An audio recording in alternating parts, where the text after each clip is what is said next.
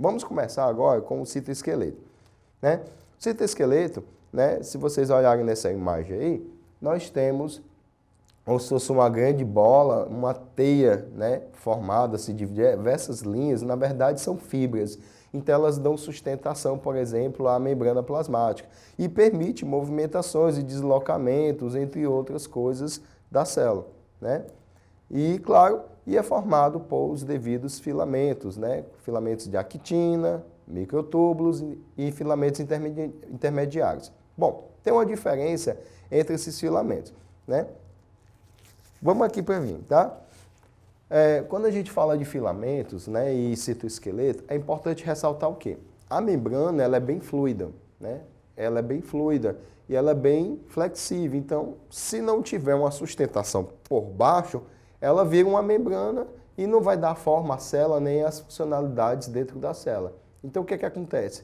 Existe uma grande quantidade de filamentos entrelaçados que formam a tela de sustentação para ela ter o formato devido. E nós temos diversos formatos de células, né, que vocês nem podem imaginar, só para vocês terem uma ideia. E aí o que acontece? Esses filamentos, independente da sua composição, eles vão dar basicamente essa função de sustentação e vão proporcionar ainda mais movimentos diferenciados que vão ocorrer nas diversas células, né? E basicamente elas têm essa funcionalidade, mas é muito importante para delimitar não só o formato, mas também permitir espaços e movimentações, ok? Vamos lá para ver as descrições desses filamentos, tá? Quando a gente já fala filamentos de actina, é claro, já tá bem aí visível, né? Actina. Actina é um tipo de proteína, claro, que vai permitir principalmente a célula fazer movimentos celulares. Inclusive forma células musculares, que permite a contração dos mesmos, né?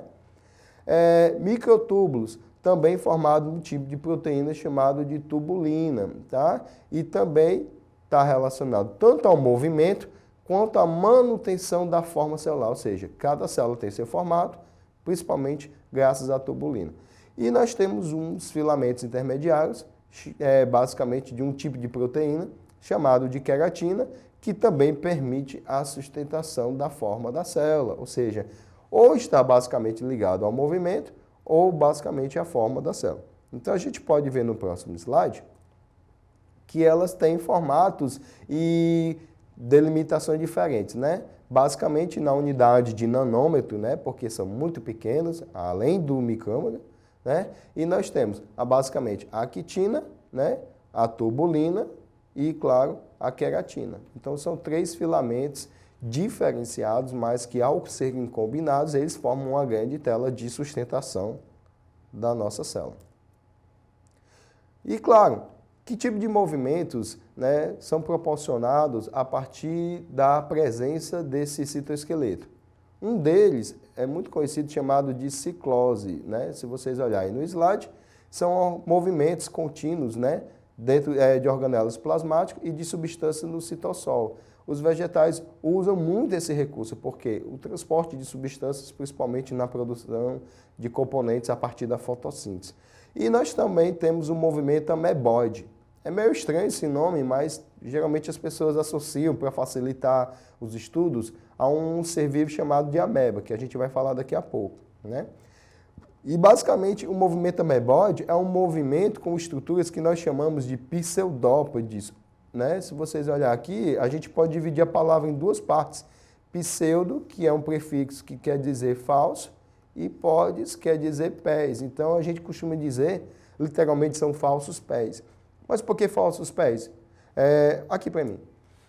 Quando a gente fala estruturas, pés, apêndices, né? Patas, como alguns animais possuem, a gente tem aquelas estruturas para locomoção e são definitivas, ou seja, são verdadeiras, existentes, né, para os seres vivos. Então, quando a gente chama de falsos pés, é porque, na verdade, ali nunca foi pés, nunca foi patas, nunca foi apêndice, né? São apenas projeções da membrana plasmática. Mas qual a funcionalidade delas? Quando elas projetam, elas criam uma estrutura que permite um deslocamento da estrutura celular. E aí, claro, fazendo uma funcionalidade de pés, de patas ou de apêndice, como a gente pode chamar também, tá certo? E aí a gente vai poder agora olhar no slide né, para a gente visualizar essa estrutura. Então aqui vocês estão tendo o esquema de uma célula, de uma ameba, né, onde tem seus componentes celulares, núcleo, entre outras coisas. E aí, ó, nós temos aqui, né, destacado na primeira imagem, uma estrutura que é uma projeção da membrana, que ao você visualizar aí, no caso, né, na figura ao lado, nós temos esse prolongamento, né, onde permite um direcionamento para a parte externa da célula, e isso permite uma projeção dessa estrutura. E essa estrutura vai permitir com que a célula gere pequenos movimentos e, claro, permitindo o seu deslocamento, né, ou o seu transporte para um local de destino.